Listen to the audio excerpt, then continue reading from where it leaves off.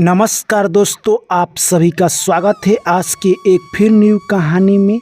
यानी एक बूढ़े गिद्ध ने बताया कि चाहे 3 लोग अपने हो पर आपके साथ गद्दारी कर सकते हैं, चाहे खून का भी रिश्ता हो, इन 3 लोगों से बचकर रहना चाहिए। आखिर वो 3 लोग कौन हैं? चलिए कहानी के माध्यम से समझने का प्रयास करेंगे। उससे पहले आप लोग चैनल को सब्सक्राइब कर लीजिए और नोटिफिकेशन को ऑन कर लीजिए। एक दिन की बात है, बहुत सारे जीव जंतु यानी एक बरगद के पेड़ के नीचे बैठे हुए थे। तभी वहाँ पर गिद्ध आता है और गिद्ध से सभी जीव जंतु कहने लगते हैं कि आप ऐसा कहानी सुनाइए जिससे हम लोगों को बहुत अच्छा लगे और पता चले कि हमारे साथ रहकर भी वो कौन से ऐसे 3 लोग हैं जो कि धोखा दे सकते हैं। तभी गिद्ध कहता है कि आपको हमेशा इस कहानी को पूरा सुनना होगा, नहीं तो आपको कोई भी ज्ञान नहीं मिलेगा। तभी सभी जीव जंतु वहाँ पर जो भी उपस्थित थे सभी बोलते हैं कि आप कहानी पूरा सुनाइए, हम लोग कहानी को पूरा सुनेंगे। चलिए मित्रों, कहानी को शुरू करते हैं। गिद्ध कहता है कि एक प्यारा सा राज्य था। उस राज्य में एक राजा रहा करते थे जो कि अपने राज्य के लिए बहुत बड़े विख्याति उन्होंने उपलब्ध कर रखी थी। उन्हीं के राज्य में एक चोर रहा करता था जो गांवों में चोरी करता और उसी से अपना जीवन याचिका करता था। परंतु उसके सामने एक ऐसी समस्या आ गई थी कि उसका जीवन अच्छी तरह से नहीं बीत रहा था। चोर ने एक दिन बैठकर सोचा कि मैं चोरी कर रहा हूं, अगर पकड़ा जाता हूं तो मुझे उतना ही सज़ा मिलेगी जितना बड़ी चोरी करने पर मिलती है। चोर ने सोचा क्यों ना मैं राजा के घर जाकर बहुत बड़ा चोरी करूं जिससे कि मेरा जीवन आसानी तरीके से बीते। एक दिन चोर ने राजा दरबार में यानी कहे तो घुसने का प्रयास किया। जैसे तैसे कहे तो वो घुस जाता है, परंतु जैसे ही तिजोरी के पास जाता है वहाँ पर कड़े प्रवाही देखकर चोर को पसीना आने लगा और चोर सोचने लगा आज तो मैं मुसीबत में फंस गया, अब मैं घर का नहीं घाट का रहा। चोर सोचने लगा कि मैं गलत जगह पर आ गया हूँ। चोर ने सोचा अगर मैं इस राज दरबार में आ ही गया हूँ तो चोरी कर कर जाऊँगा।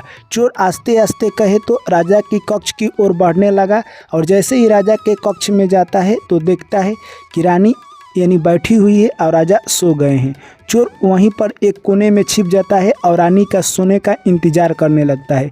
कुछ देर के बाद चोर देखता है फिर रानी बैठी हुई है। चोर ने सोचा कि अब तो मेरा काम नहीं होगा। फिर चोर कुछ देर के लिए बैठ जाता है। फिर कुछ देर के बाद जाकर चोर देखता है तो रानी बैठी हुई थी। चोर सोचता है कि यहाँ से निकलकर मुझे जाना चाहिए। तभी चोर के पैर से एक कुर्सी लग जाती है और कुर्सी गिर जाती है। जैसे ही कुर्सी गिरती है आवाज़ आता है, रानी तलवार निकालती है और चोर की तरफ दौड़ जाती है। चोर वहीं पर यानी कहे तो उसको इतना डर हो गया था कि वहीं पर वो बैठ जाता है। रानी आती है और चोर के गर्दन पर तलवार भिड़ा देती है। यह सब देखकर चोर थरथरा कर कांपने लगता है और कहता है कि मैं आपके ही राज का एक चोर हूँ और आपके घर यानी चोरी करने के मकसद से आया था। मेरे 2-3 बच्चे हैं जो कि भूखे मर रहे थे, इसलिए मैं चोरी कर रहा हूँ। मैं आपके राज्य में इसके बाद कभी नहीं दिखाई दूंगा। यह बात सुनकर रानी कहती है ठीक है, उससे पहले मैं तुम्हें उसी शर्त पर छोड़ूंगी जब मेरा एक शर्त तू मानेगा। चोर सोचने लगा जान जाने से भला है, मैं रानी का शर्त क्यों ना मान लूँ। चोर रानी का शर्त मानने के लिए तैयार हो जाता है। तभी रानी कहती है कि आपको मेरे साथ संगमन करना होगा। तभी चोर कहता है कि मैं आपके साथ संगमन नहीं कर सकता हूं क्योंकि राजा यहीं पर है, अगर राजा हम दोनों को देख लेते हैं तो हमारी जान की खतरा बन सकती है। तभी रानी कहती है कि राजा देखेंगे तब तुम्हारी जान की खतरा बनेगी, मैं तुम्हारा इसी वक्त सर धड़ से अलग कर सकती हूँ। तभी चोर कहता है ठीक है, मुझे यानी बाथरूम जाने दीजिए, उसके बाद मैं आपके साथ संगमन करूँगा। दोस्तों वहाँ से चोर यानी बाथरूम के बहाने निकलता है और जैसे ही उधर जाता है लाइट कटी हुई थी, वहाँ से चोर जैसे तैसे छिपकर निकल जाता है। चोर भाग ही रहा था कि गेट पर दरबान खड़ा था, वहाँ जाकर चोर पहुँच जाता है। दरबान बोलता है यानी सिपाही कि तुम इस रात्रि में कहाँ जा रहे हो। सैनिक को देखकर यानी चोर घबरा जाता है और कहता है कि हे सैनिक महाराज, मैं इसी राज्य का चोर हूँ। यानी कहे तो अपना पूरा घटना सुना देता है। तभी सैनिक कहता है कि मैं उसी वक्त तुम्हें छोड़ूंगा जब तुम मेरा एक चैलेंज मानोगे। चोर सोचने लगा कि मैं बहुत बड़ा मुसीबत में फंस गया हूँ। मैं उधर रानी से जान बचाकर भागा, इधर सैनिक के पास आ गया। तभी सैनिक कहता है कि तुम जाओ, रानी से यही बात कहना कि अगर तुम राजा को सर काट सकती हो तब मैं तुम्हारे साथ समागम करने के लिए तैयार हूँ। चोर जैसे तैसे हिम्मत जुटाकर जाता है और रानी से कहता है कि आप अपने पति का सर काट देगी तभी मैं आपके साथ समागम करने के लिए तैयार होऊंगा, नहीं तो वो आपका पति जाग जाएगा तो हम लोगों की जान आफत में पड़ जाएगी। रानी कहती है कि ये छोटा सा बात है, मैं अभी अपने पति का सर काट देती हूँ, और उसी वक्त तलवार उठाती है और अपने पति का सर काट देती है। जैसे ही पति का सर काटती है उसको यानी कहे तो हक्का बक्का हो जाती है और वहाँ से चोर छुप छाप कर यानी जैसे तैसे वहाँ से वो भाग जाता है। सुबह होते ही राज दरबार में हाहाकार मच जाता है कि राजा को किसी ने मार दिया। इतना अच्छा निगरानी होने के बाद भी राजा को किसने मारा? दोस्तों उसके बाद उस राज्य के सभी मंत्री आ जाते हैं, बहुत पता लगाया जाता है परंतु पता नहीं चलता है। उस सब सैनिक को यह सब बात पता थी। तभी लोग कहते हैं कि अब राजा का अंतिम प्रवाह किया जाए। तभी रानी घोषणा करती है कि मैं अपने पति के साथ सती होना चाहती हूँ। तभी लोगों को विश्वास हो जाता है कि अगर रानी ने राजा को मारा होता तो ये सती क्यों होती। और जैसे ही यानी कहे तो अब अंतिम संस्कार का समय आता है। लोग राजा के ऊपर लकड़ी धर रहे थे, रानी भी उनके पास जाकर बैठ जाती है और उनके शरीर पर भी लोग एक एक लकड़ी रखकर गोर लाकर वहाँ से निकल रहे थे। जैसे ही उस सैनिक की बारी आता है, सैनिक रानी से पूछता है कि आप तो इस दुनिया को छोड़कर जा रही है, मेरे प्रश्नों का उत्तर कौन देगा? तभी रानी कहती है कि तुम्हारा कौन सा प्रश्न है? तभी सैनिक कहता है कि कल रात्रि में ये बताइए कि राजा को आपने मारा या उस चोर ने मारा। तभी वो रानी जान जाती है कि ये हमारे कहानी के बारे में जानता है। रानी कहती है कि तुमको यहाँ से पूरब दिशा की ओर एक बूढ़ी माँ जंगल में रहती है, उनके पास जाओगे तो वो आपको बता देगी कि राजा को किसने मारा। उस सैनिक के मन में उस प्रश्न का उत्तर जानने के लिए वो जिज्ञासु था। रानी को वो प्रणाम करता है और वहाँ से निकल जाता है, उस जंगल में जाता है। जैसे ही बूढ़ी माँ उसको भेटाती है, बूढ़ी माँ कहती है कि तुम्हारे प्रश्नों का उत्तर बहुत आसान है, मैं बताऊंगी, परंतु तुम्हें एक छोटा सा कार्य करना होगा। वो व्यक्ति कहता है कि मैं कोई भी कार्य कर सकता हूँ। बूढ़ी माँ कहती है कि यहाँ पर एक बकरा है, उस बकरा को तुम सर काट दो और जैसे ही सर काटोगे उसका सर उड़ने लगेगा, वही दोनों कान पकड़कर तुम भी उसके साथ चले जाना। ठीक सैनिक वैसे ही करता है, सर काटते ही बकरा का मुड़ी उड़ने लगा और वो पकड़कर एक कहे तो जंगल में चला जाता है।